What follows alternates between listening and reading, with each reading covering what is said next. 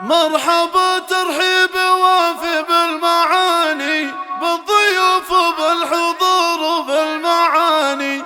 يا هلا يا مرحبا من جبال العارضة وديار جازان، نبتدي الترحيب بضيوف وخلا ومن تعنى لحفلنا.